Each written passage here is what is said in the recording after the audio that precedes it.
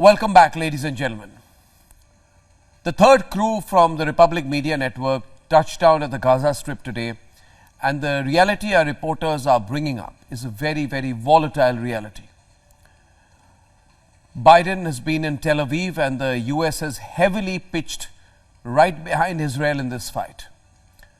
The US has declared that the blast on the Gaza hospital is likely to be by the Palestinian Islamic Jihad rocket misfiring. The blame game can continue.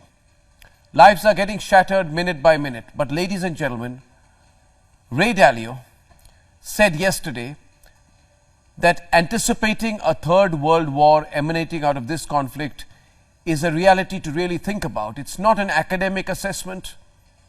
It's not an overstatement. And in my view, I agree with him. Because as this is becoming more and more a fight between terrorist supporters and those who want to eradicate Islamist terror, there is a very real possibility, especially before the Muslim world, on whether they will unite in support of the Hamas.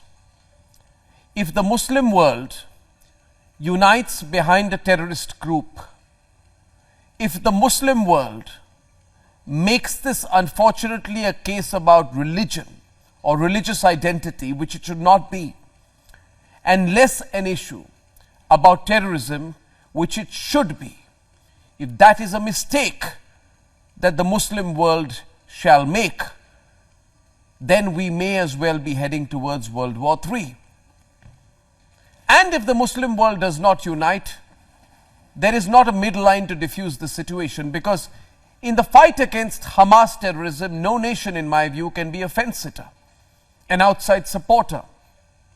So tonight I have just three questions before we start the debate. One, can the Muslim world take on the non-Muslim world if this is heading to a World War III situation? Secondly, militarily, with such strong rallying of support behind Israel, is that even a possibility? Three, how should the Muslim world react in the given situation, given their reality economically? Most of them born out of terror support. Ladies and gentlemen, tacit or direct, will the world outside the Muslim world let this moment pass given the scale of atrocities? Or will the decision maker of which way this goes be this time dependent on the move taken by one side, which will continue on its pledge to eradicate Islamist terror once and for all? Essentially, the bottom line is this, ladies and gentlemen, there are a few things we need to consider. The first point is this. Calmly, the Muslim world, in my view, should take two steps back and evaluate the situation for themselves. This is not a moment to rally together and support the Hamas. Terrorism affects everyone, including every Muslim nation as well. So they should reconsider before being pushed into this Muslim world versus non-Muslim world narrative that some people are trying to set. Secondly, economically, it makes sense for nobody, not for America and not certainly for the Arab nations. And thirdly, we must always remember that we are just one sliver away from an escalation involving the greater powers. As Ray Dalio said, today it involves Israel, Hamas, Ukraine, Russia. These are the countries, according to him, which are in hot wars. History should remind us that it will take not more than a few days for other nations to get involved.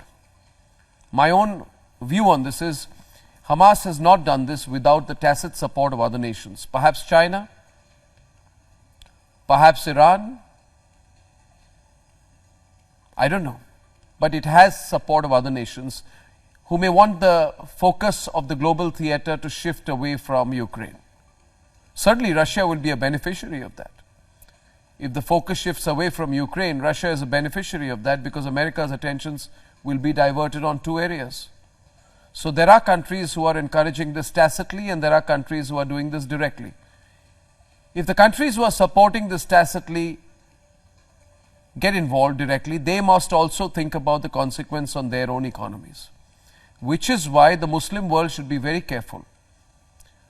My fear, the Muslim world is being provoked by external players outside the Muslim world who realize the emotional potency of the situation between Palestine and Israel. And sections of the Muslim world are being egged on by certain other players in the Muslim world, but many players outside. And I suspect the role of China. And I think Putin should be careful about stretching himself as well diplomatically. Therefore, eventually, if this sparks, we're just about a few minutes away and a few days away from this sparking away. And I think this is the moment, the next few days, that we have to decide. My own take on this is Russia and China should lay off. Russia and China and Turkey and Iran should not get involved. They should let the Israelis do what they need to do. Finish the terror bases once and for all, because terrorism can affect everyone, including Russia. This is a game not to be played around with. This is not war gaming. It's very real, and Russia should realize terrorism can hit it at home as well. This is a war for all.